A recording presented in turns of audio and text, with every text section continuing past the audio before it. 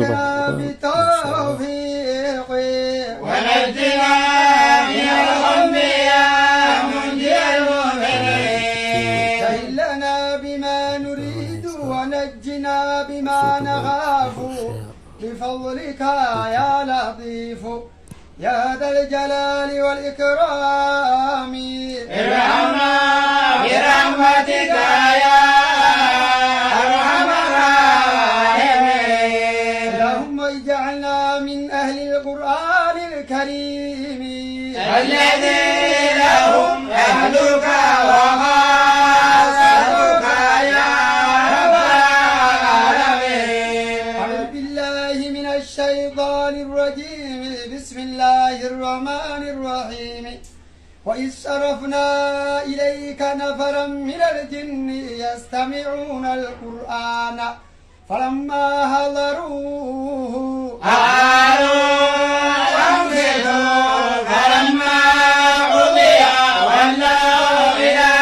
قومهم منذرين قالوا يا قومنا إنا سمعنا كتابا أنزل من بعد موسى مصدقا لما بين يديه يهدي إلى الحق وإلى طريق مستقيم يا قومنا أجيبوا داعي الله وآمنوا به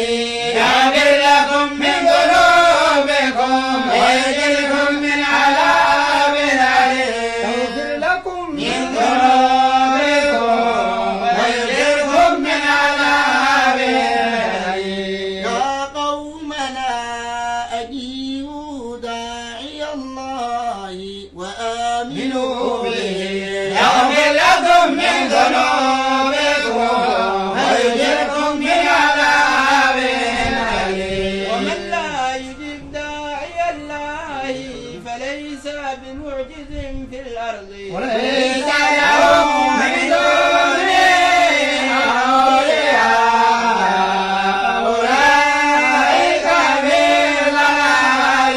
مبين أولم يروا أن الله الذي خلق السماوات والأرض ولم يعي بخلقنا بقادر على أن يحيي الموتى بلى إنه على كل شيء قدير أن يحيي الموتى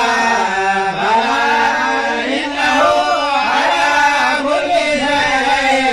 قدير أولم يروا أن الله الذي خلق السماوات والأرض ولم يعي بخلقنا بقادر على أن يحيي الموتى بلى إنه